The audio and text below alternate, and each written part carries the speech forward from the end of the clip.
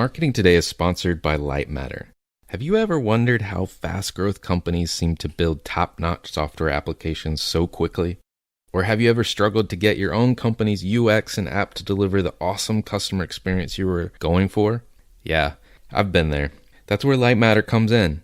Lightmatter acts as a direct extension of design and development teams at some of the world's top companies. Whether your company needs a website or an app, they can help. The New York Times, Bloomberg, Code Academy, McCann, and dozens of others already trust them. Check them out at lightmatter.com. That's lightmatter.com. Tell them Alan sent you. For all of us, it's about predicting where the consumer is going and getting half of it right. One of the things we want to do is create ads that don't suck. Embracing change creates great possibility. I'm Alan Hart, and this is Marketing Today. Today on the show, I've got Alexandra Dimiziani, or also known as Alex. She's the global managing partner at 21stCenturyBrand, a consultancy that was formed by her and two co-founders, Jonathan Mildenhall and Neil Barry. It was at Coca-Cola where Jonathan and Alex first met, and then later where they coincidentally both landed at Airbnb, where they continued their journey together, and also met Neil Barry, who was at the agency at the time that worked with Airbnb. She also spent a number of years at Coca-Cola, also had an interesting career that we're going to go into a lot of detail. She calls it a lattice career of zigzagging between marketing and advertising and other pursuits, things like working in the developing world in Rwanda and Burundi, as well as writing a novel and getting her master's in investigative journalism. So I hope you enjoy this wide-ranging conversation with Alex. Well, Alex, welcome to the show. Thank you so much for having me, Alan. Well, I thought we'd get right out of the gate with my most important question. When you're not advising brands, are you a CIA agent? It's amazing how many people suppose that I am, honestly, from casual acquaintances to very old friends. I was actually just again accused of such by a Silicon Valley venture capitalist last week. I think in some respects, it's just the easiest explanation for the life that I've led. I guess there aren't a whole lot of people in the brand and marketing industry who've been in as many explosive situations, and I mean that literally, or received quite as many death threats as I have. So I think my being a CIA agent probably seems more rational to most people than the other possible motivations for my decisions, which appeal to many as unusual, if not downright inexplicable, like going from luxury brand advertising in New York City to marketing public health products and services to the most vulnerable populations in Central Africa, or from going, from an executive strategic and creative role at Coca-Cola to a master's degree in investigative journalism, where I wrote a thesis on the highly secretive central bank for central banks, the Bank for International Settlements, and its role in the 2008 financial collapse, or taking time out to write a book, part fiction, part journalistic, for which I received death threats. These decisions probably seem downright bizarre to most, so being a CIA agent is, I think, the easiest explanation. Well, let's get into it, because let's talk about your career path, because it is different. Where did you start? And you got to kind of highlight some pivotal twists and turns for us, because for those that are listening, you have traveled all over the world and lived in really fascinating places. And like you said, you've had a lot of twists and turns. So let's highlight some of them. Where'd you start? All right. So I graduated from university at a really young age. I was 19. I'd skipped a couple of grades. I'd had the benefit of an education in England earlier in my life. And so at age 19, finished my bachelor's degree in business administration with a focus in marketing. And I moved to New York City and started my career really in advertising and mainly focused on luxury and premium brands. So I started at an agency called Bozell Worldwide at the time, and then moved to DDB, which was an incredibly formative experience for me. I learned so much. I progressed so quickly. It was a wonderful, wonderful professional experience. But at the age of 24, I opened up my closet one day and I realized I had pantsuits, otherwise known as trouser suits in other countries, really from one side to the other. And it's not the pantsuits itself that struck me as much as what that represented. It represented sort of the predictable, traditional path. And I thought that is not the life I'd intended on leading. So I decided that morning I was going to quit my job, and I did so that very day. And I went backpacking by myself through Ecuador and East Africa, India, and Southeast Asia. And despite having traveled a lot as a child, it really was the first time I'd been confronted with abject poverty in these parts of the world, essentially opening my eyes to how most of the world lives. And it was in this period that I decided I wanted to marry the commercial marketing experience I'd garnered with doing something that would yield a positive cultural impact. And this was really the start of an agonizing quest for me, that of doing good business and doing good. Agonizing in part because while I had a hunch, I simply wasn't sure one could do both. I think I too at the time was suckered by this sort of zero-sum game mentality that so pervades our society, particularly on this subject. And I too was made to believe that you could do one or the other, but not both, that they're mutually exclusive. So you really see in my earlier career path this pendulum swing between doing one business and the other good. And I returned after this backpacking trip and briefly joined an ad agency called Weiss Stagliano, albeit on certainly more culturally positive brands like The Economist and National Geographic. And there I met Adam Stagliano, who was probably also one of my first professional mentors, sort of an eccentric and cerebral guy, educated in the classics, but abreast of contemporary culture. I think I saw much of myself in him, kind of what I like to think of as a healthy mix of class and crass. And during this time, while traveling down to Washington, D.C., frequently on the Nat Geo business, I encountered Population Services International, PSI, a nonprofit, non-governmental organization that leverages commercial sector marketing principles, but for public health. So essentially marketing branded but highly subsidized products and services targeted at the most vulnerable populations. And they at the time were chomping at the bit for people with private sector experience. So it was really a match made in heaven for both of us. Now, in my first year, I was marketing director in Rwanda. And there I'll say also I gained my first female mentor, which was really important to me. And that was the country director at the time. And on this occasion, I think one of the reasons I really enjoyed her mentorship was more for how different we were than our similarities, but my extreme admiration also for this, for the accomplishments of this woman who was from a background that didn't innately set her up for that level of success.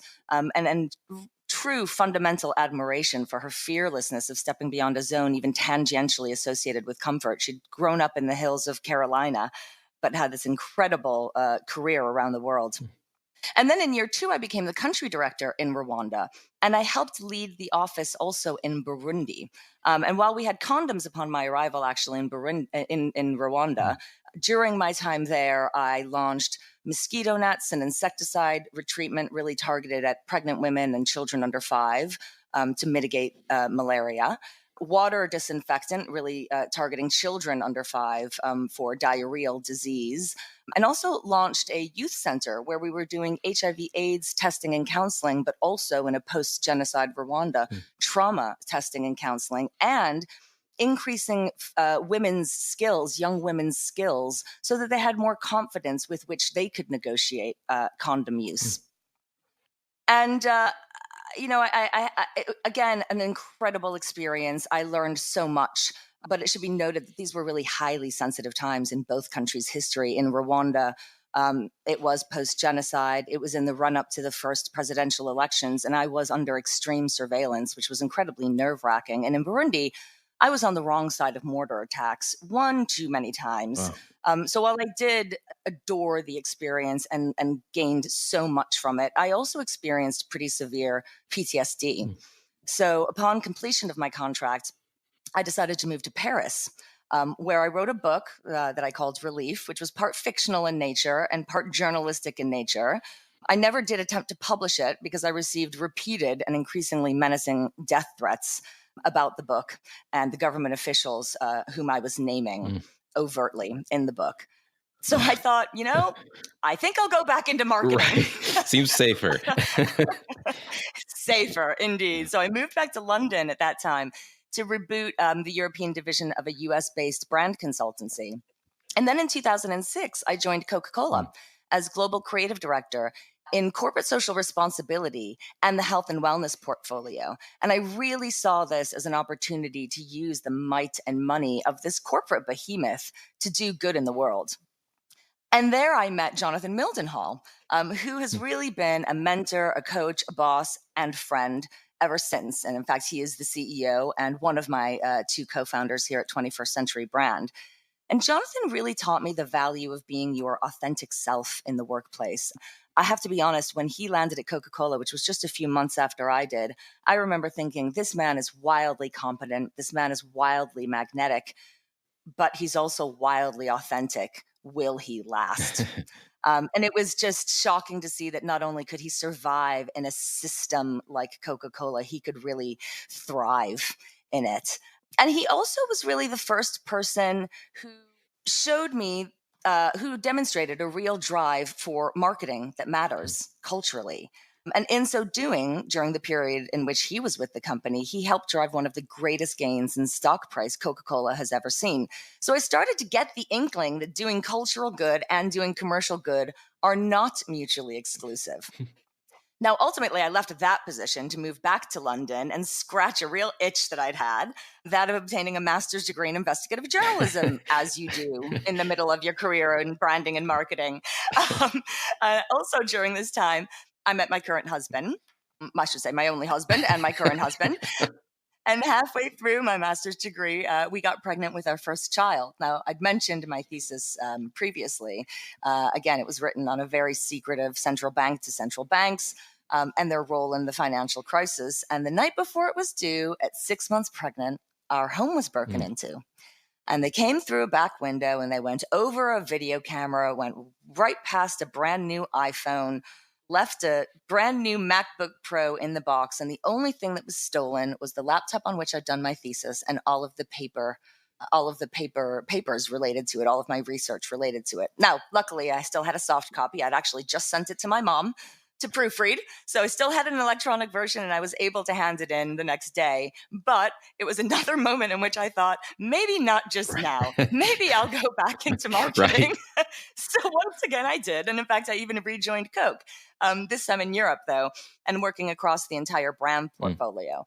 And honestly, after a few more years and after my second child was born, I struggled. I was really struggling to align my moral compass with that of the growth trajectory of the organization. So I took a big risk, a really big risk, because at the time I was the single income earner for my family of four in London. So I resigned from that job and I just hoped and prayed that the universe would throw out a safety net. And it did. And in fact, rather than give me a net, it sent me the most beautiful air balloon in the form of Airbnb. Contacted me and asked if I'd be interested in applying for their head of marketing in EMEA role.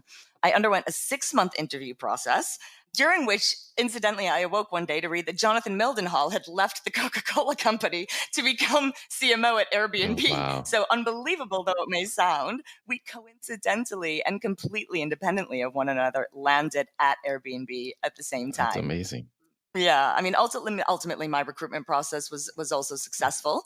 So I started in EMEA in the summer of 2014 when Airbnb was a very, very unknown brand. In fact, lots of questions from neighbors and friends and family saying, "Are you going to leave this company with, the most recognized word in the world next to OK?" and go, work at this company I've never heard of? And I said, well, yes, but my job is to ensure that you do hear about it. So come back and talk to me in a few years if you haven't. But, during my time there, we experienced unbelievable, phenomenal growth. And my experience was life-changing on so many levels. I mean, principally, it represented the first real robust proof that purpose-driven, values-based brands can do good and do good business. And that not only are they not mutually exclusive, they can actually be mutually reinforcing.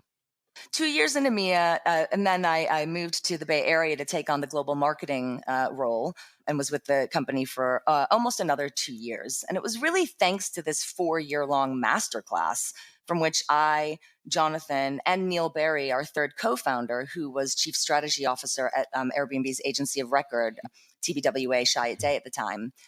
It was because of this that we really decided we wanted to apply this conviction and know-how to a broader swath of organizations so we could be a part of contributing to an increase in the positive social impact brands are having.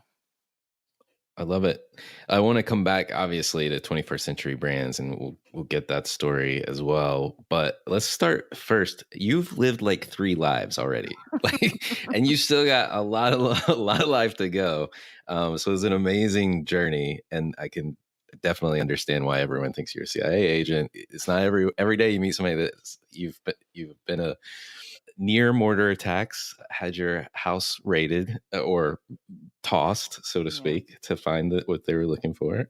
So anyway, but first of all, you said you graduated university at 19. That's early. You said that, but what did that do to you? Like, how did that shape you, I guess?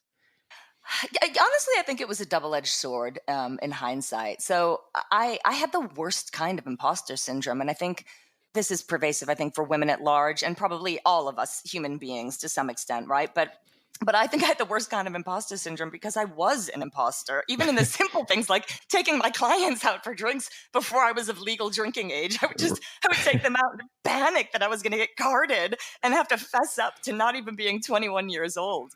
But I think also at the same time, it forced me to become aware of just how much everyone, really at any age, is just doing the best that they can and frankly making it up as they go along. And that was a precious gift of a lesson to learn at such a young age.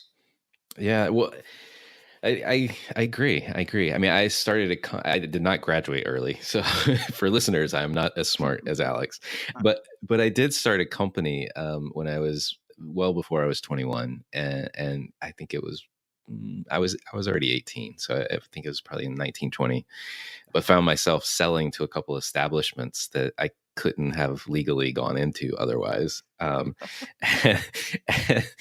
realizing the owner realizing that probably halfway through my pitch, are you old enough to be in here? And then we had to circle back to his office pretty quickly after that. So I've been an imposter myself at some level, but it's interesting to hear how you put it and the real work experience that you had after the fact of similar in many regards about your age. Yeah. Well, you've definitely had twists and turns, probably more so than any guest before that I've had on, but in our last conversation we had, and I sense it again as you go back over your time and places you've been and experiences you've had, you really there's a lot of strength coming through these experiences and strength that you've gained, it seems like, from, global exposure to your journalistic roots or wanting to be a journalist in some fashion,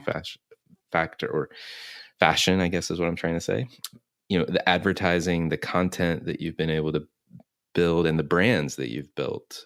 Do you agree? Do you take strength from all of those varied backgrounds and varied experiences? Absolutely. And yeah, I have had quite a lattice career, which I have to say is a term and concept that I love. Yeah. I have to confess that I used to tell everyone that I had a promiscuous professional path, but then I was taught this term of lattice versus ladder career, and I've stuck with that more flattering terminology ever since. So let's go with lattice career. Yeah, I mean, so listen, I've always really been driven by this idea of knowing enough to know that I know nothing, to gain insight into a vast number of topics and categories and industries, to be able to compare and contrast and apply lessons and approaches from one area to a seemingly unrelated other area. In fact, I believe that's when most innovation truly occurs, in this sort of mashup of insight and understanding across subject areas. The other thing is that I just simply don't understand how anyone can be a lateral thinker, which we value so much in the commercial and creative industries, if they've had no lateral life experience. So for me, it was fundamental to gain that lateral life experience in order to have the ability to think laterally. But also, and this I think really gets to the heart of your question, Alan, I'm driven by personal growth. And I tend to think that this happens when you play at your limits. It's kind of like how we need to stretch to improve our flexibility. You have to go to the limits of your flexibility to push beyond into new territory. And so I do think we have to test our limits and know our limits to then work to push past our limits. And then I'd say, lastly, I recognize that gaining competitive advantage means standing out from the crowd. When interviewees are seeing hundreds, sometimes thousands of candidates, one has to be different from the rest in order to be differentiated. And I swear I've landed some of my greatest gigs simply because I was more memorable. When other candidates had a really typical career progression, say climbing the, brand management ladder, I was probably, quote, that woman who sold condoms in Rwanda, unquote. So there's so much value that I've garnered and that I think I apply to my life and my profession thanks to this lattice career that I've been fortunate enough to experience. I agree. I wish more HR departments, frankly, would accept candidates that have those varied experiences as they go through the pipeline. I think we would have much better companies and much better management teams, frankly. So I agree. Well, for anybody, I haven't told you this, Alex, but since our last conversation, I was doing some research and we talked about your experience at PSI, and for listeners that if they're interested, I actually just reconnected with one of the founders of PSI, Phil Harvey. And so in the next coming weeks from this interview, I'll have Phil on, and he is quite the the person. And so we'll and has set, to your point, how marketing can be used for good to solve real world problems in the lives of others that you've had an experience helping to do in Rwanda and Burundi. So I wanted to go a little deeper. So we'll have Phil on at some point soon. Oh, that'll be a fascinating chat. I can't wait to tune in. And then 81, I feel like I may have to expand the time we have to go through all the stories. But that's also inspiring. Yeah. It truly underscores that I have many more lives. Yes. I can. We both have a lot more years. That's for sure. Well, so let's transition to Airbnb, and then I do want to come back to 21st Century Brands. But you talked about joining Airbnb almost simultaneously as Jonathan, and you were in London. What did you learn while you were there? Because it was an interesting time for the company, I believe. Yeah, absolutely. I mean, 2 years in London, just under 2 years then in the Bay Area. So in addition to what I'd mentioned before, again, that really being a masterclass in the mutually reinforcing nature of doing business and doing good, I also really learned the value of community at Airbnb and harnessing the power of the community, firstly through a value exchange rather than, as many brands see it, value extraction. So what do we need to put into the community to drive brand love and create loyalists beyond reason? But secondly, how do we activate that community to essentially create the world's largest and most authentic marketing department? I also really learned the importance of an incredibly tight brand narrative centered around purpose. First, so the world understands why it needs the brand, but also what it can hold the brand accountable for. And so that when that narrative goes out into the world and is molded, rightly so, by the community, it's still recognizable. It still maintains the integrity of the intended story. And lastly, I mean, this list could go on, but in the interest of brevity for this conversation, I also really learned the importance of values. I learned how values shape a cohesive culture. I learned how values attract and retain the relevant talent, how they create a shared understanding of the expected behaviors that provide guardrails, eliminating time, energy, and frustration of trying to guess how to fit in, but not straitjackets, ultimately enabling people to be themselves, but in a really harmonious context. That's awesome. The great learnings. And could you share some examples of some of the work you did while you were at Airbnb? I know there's a lot. So absolutely, yeah, there is. So again, in the interest of brevity, I'll mention a couple of examples. I think one campaign that I'm most proud of, and I think more because it was a brand action as well as expression, was what we call We Accept. So I'm gonna go back to 2016. Bear with me. So in 2016, a Harvard Business School study uncovered that across a sample of 5 U.S. cities, requests from Airbnb guests with distinctively African American names were 16% less likely to be accepted by hosts relative to identical guests with distinctively white names. We were stunned at Airbnb, as you can imagine. We just could not understand how a behavior so antithetical to our very purpose, to our very values, could exist within our host community. So the first thing the company did was act, which I do think is fundamental to authentic 21st century brands. Acting first, talking later, seeking credit once actions have produced results, if you seek credit at all. In the case of Airbnb, the founders, first thing they did was fessed up to the fact that as three white men, they hadn't really created the platform and its mechanics with racism in mind. And they recognized that if we wanted to create a world in which everyone could belong anywhere, that needed to start in our own home first. And again, that for me is the mark of a 21st century brand. It's really the inside out nature of a brand.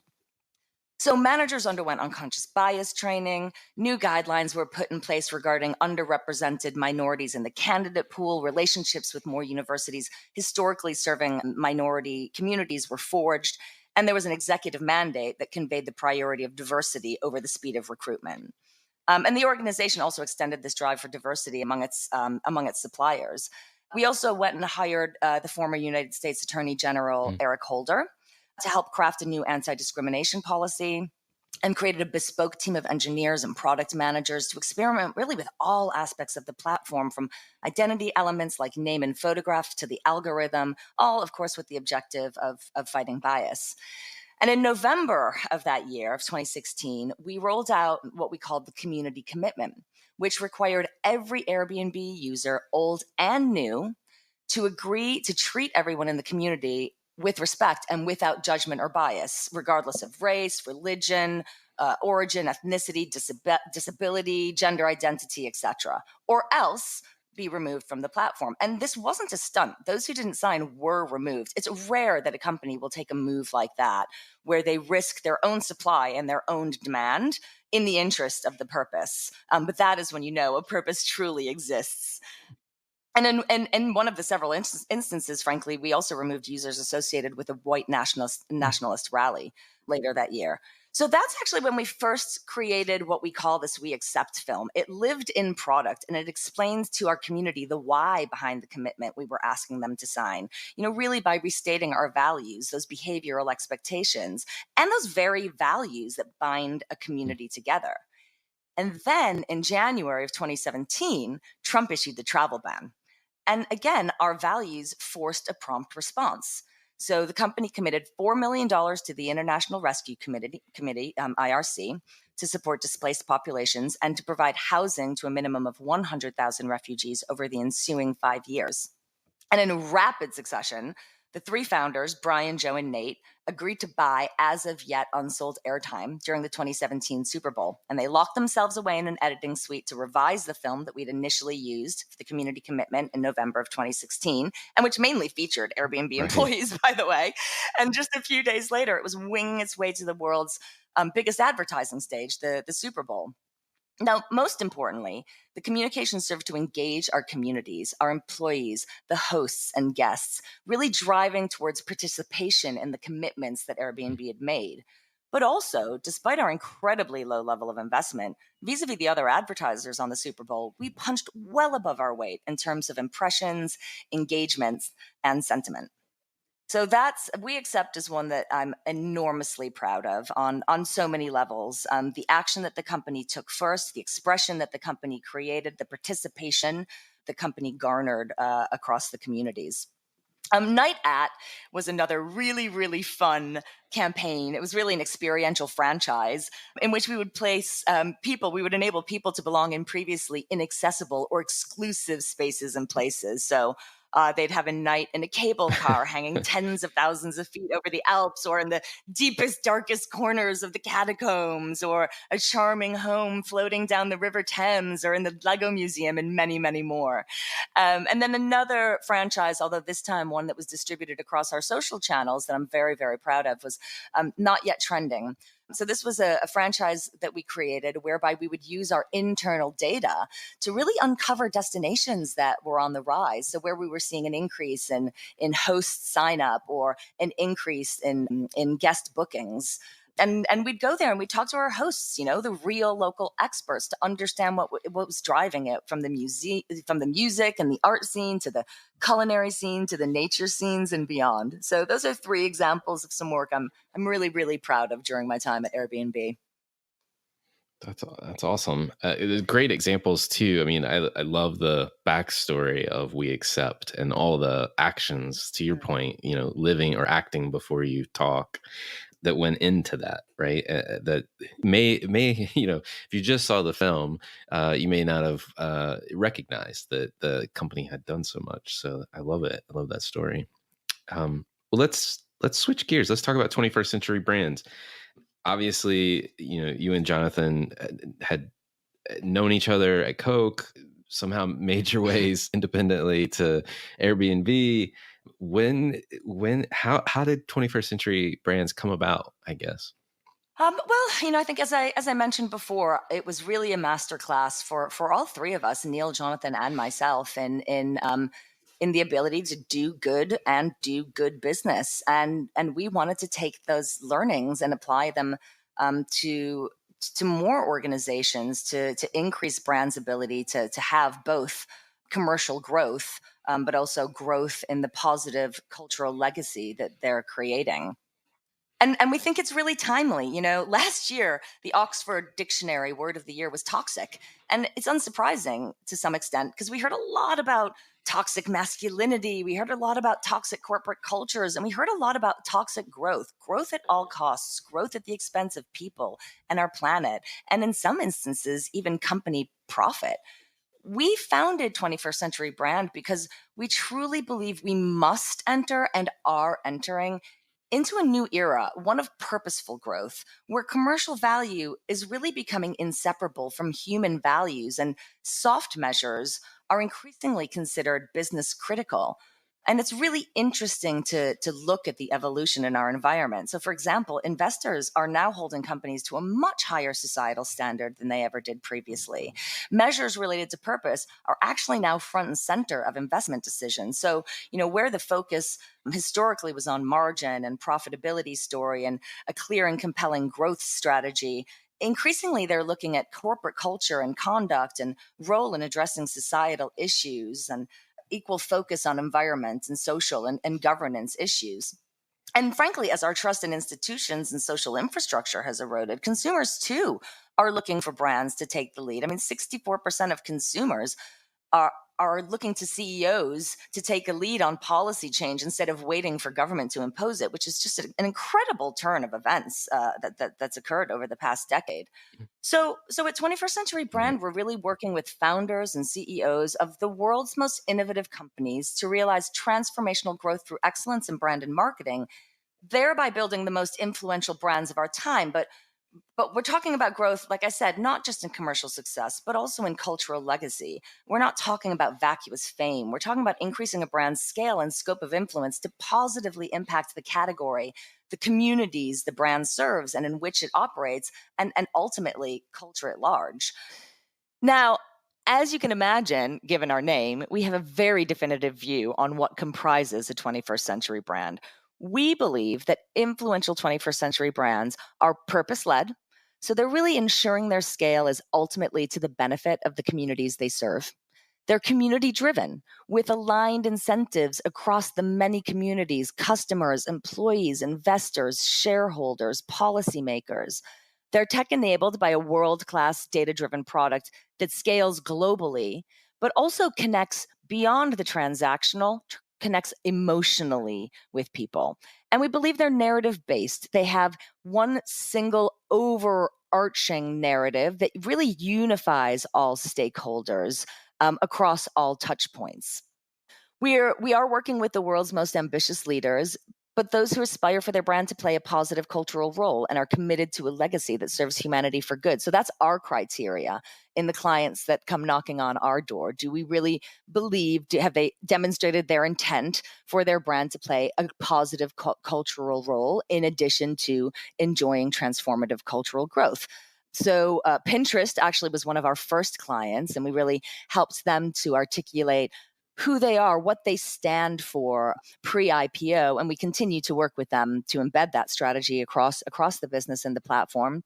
We worked with Uber, Masterbrand, Rides, Uber Eats, WeWork, Intuit's, TurboTax, Sean Parker's Airtime, Peloton, a fantastic fintech brand out of Europe that actually just recently launched in the US, N26, Ariana Huffington's Thrive Global, to name just a few. And generally what we're doing is helping these founders, these CEOs, the C-suite address certain questions. And the ones we tend to be working against are that they've been a category of one, they're becoming a category of copycats, or their differentiation was initially driven really by tech IP, but that's becoming the most replicable thing, and therefore differentiation will in the future be driven more by brand IP. Or they're wrestling with that notion that community-driven brands simply don't control all their touch points, so they recognize that they need a tighter, more compelling narrative. Or their core business needs to cross the chasm into the mainstream. It's been more for a niche audience to date.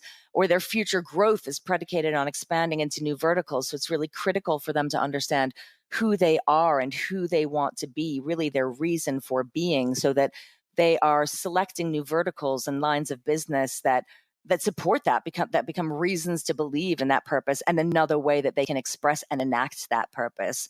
Or we're scaling the CEO or the founder vision into a growing employee base. It's one thing when you can all sit around a table and information is passed almost by osmosis. It's a different thing when you become a larger organization and you really need to codify your brand and your archetype and embed that throughout the company. So these are the challenges that we're mainly helping our clients work through, and we're doing so through principally 5 verticals today. So our most often engaged product is what we call our brand blueprint, which articulates what a brand aspires to stand for in the hearts and minds of its communities.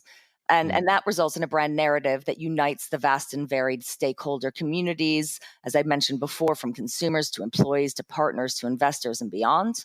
And acts really as the foundational reference that helps the workforce make better, faster decisions that deliver on brand consistently. And then our next vertical we call strategy embed. So, as you'll know, a brand is not simply advertising. It is quite simply, as I put it, the interface between the living, breathing business idea and its communities, or as I like to say, humans, all humans inside and outside of the company. So that's really why we work with our clients to embed the brand strategy as broadly across the business as possible for maximum impact. So that could be brand criteria, that could be a social impact framework, that could be our community activation, that could be leadership speeches, an IPO roadshow, employee value propositions, advertiser value propositions, really baking the strategy into the protocols, processes, products to ensure that brand is lived, is enacted consistently throughout the organization. We have a go-to-market vertical, which is really about developing the marketing strategy and the content for generally sort of a 6 to 12-month roadmap against product and cultural milestones, which is the actionable, measurable plan to propel the brand to 21st century relevance. We're also doing some outsourcing and agency management work. So working with our clients to help them figure out their insourcing versus their outsourcing strategy, and where they are outsourcing, helping them develop a more focused portfolio of the best partners delivering the best work at the best price. And we do marketing org design work where we're doing capability assessments to identify the opportunities for improved integration and collaboration, and helping them figure out the architecture for a 21st century marketing team optimized for products, for productivity. Wow. You're really remaking in some fashions. I guess in some of these, they're making it for the first time. It's not a remake, but you're working across the entire marketing value chain. Really? For the most part. Yeah. Yep. Mm-hmm. Yeah. Well, and I know last time we talked, I know you're very purpose focused, and you're looking for partners, i.e., clients that share the desire to be I guess, purpose focused. And you talk about values that even 21st century brands has. And so I wondered if you wouldn't mind sharing what your values are as a organization and a group of people, a group of humans, as you put it. So I'd love to know Absolutely. what yours are. Yeah, well, I mean, so values is something I am very passionate about, and as I said, something I learned so much about at Airbnb. And in fact, earlier this year, I wrote a chapter that was published in a book called Perspectives on Purpose, published by Routledge, on values and really how values put purpose into action.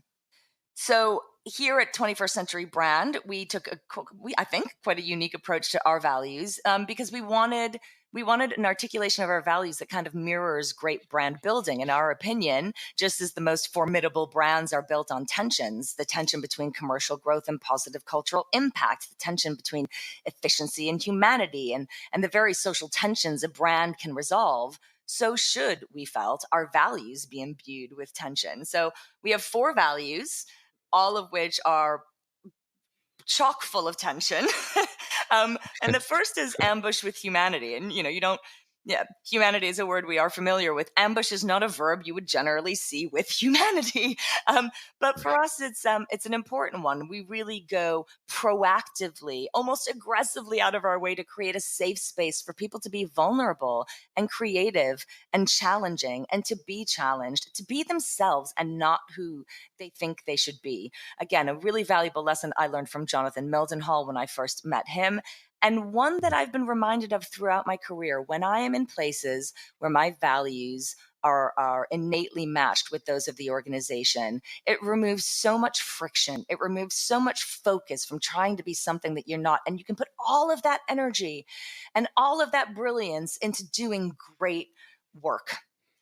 Diversity and harmony is another one that's really critical for us. So first of all, we really take a very broad view on diversity. It's on everyone's lips today, but we fear that it's becoming almost limited in its definition. So yes, it includes race and creed and sexual orientation, but it's also socioeconomic class, experience, perspectives. We are in a bastion of liberal thinking here, particularly in the Bay Area. But it's important that we're also speaking with and working with people who have more sort of traditionally conservative views, socially, economically, etc. But what's really important with diversity is building the harmony, blending those diverse opinions together harmoniously, which can be really messy, but the results are powerful and more than worth it. Look, we can all stand in our own corners, which is kind of what I feel is happening in society today, and shout our diverse opinions at each other louder, and more aggressively. But that's not where the value is obtained. The value is really generated, again, when you blend those together in a harmonious fashion and enjoy that combustible creativity that comes with it. Speaking of creativity, commercial creativity is our third is our third value. And this one is an interesting one because, we have all seen both sides of this. We've seen the kind of traditional consultancies that have incredible commercial acumen but bring very little creativity or innovation. We've also all worked probably at and certainly with agencies that bring remarkable creativity but not necessarily also always to commercial ends. Right. We really see, again, in this respect, the two as being mutually reinforcing. And we see creativity as a mindset, not a discipline. You don't need creativity in your title to be a creative individual. For us, the art is really in using it to create real value with the entire company as our creative canvas. And then fourth, but certainly not least, is purposeful growth. Commerce has been predicated on growth, but not all that grows is good. So we pursue for ourselves, for our employees, and also for our clients, growth that is sustainable for people, the planet, and profit. I love it. I love it. And I really like the tension, to your point earlier, in each of those, and the fact that most of them are only 2 words.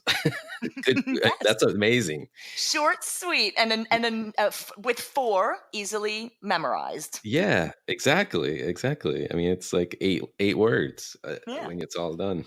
That's fantastic. It's so hard to not only to craft values that everyone agrees to and adhere to them, but it's also just so hard to articulate them. So, congrats on both fronts. Thank you. Well, we started off talking about you as an individual, and that's one of the things I love about my podcast format and getting to know each person. I would love to ask you the question I ask everyone, which is, is there an experience of your past? And I realize you've got a lot that defines or makes up who you are today. Yeah, I think, like you said, there are so many experiences I could point to that have really forged the person I've become. But I think the one that I would highlight is moving around. So I was born in the States, then I lived in England until the age of 9. I came back to the States, but we traveled frequently over to Europe. I went to high school in Italy, and then as an adult, I mean, you've heard some of it already. England several times, Atlanta, Central Africa, France.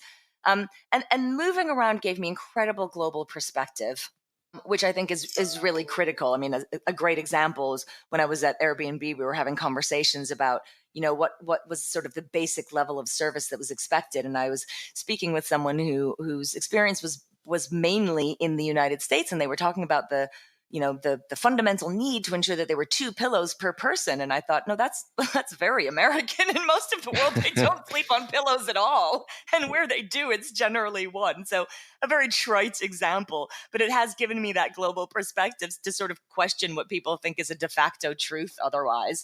And also the ability to productively, positively engage with people of any walk of life. I think I have a great ease with folks from anywhere, who think just about anything, because of the flexibility that my moving around kind of forced. And also a deep appreciation for and empathy with outsiders, like the people on the margins, because frankly, I have always been an outsider myself. I have rarely been called by my name.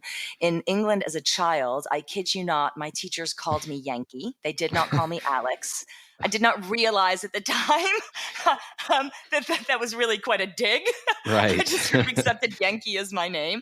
But then, in the States, I was the English girl. In Italy, I was Americana. In Rwanda, I was Mzungu. So, as someone who has experienced most of my life as an outsider, it gives me great empathy for those who have been marginalized by mainstream society.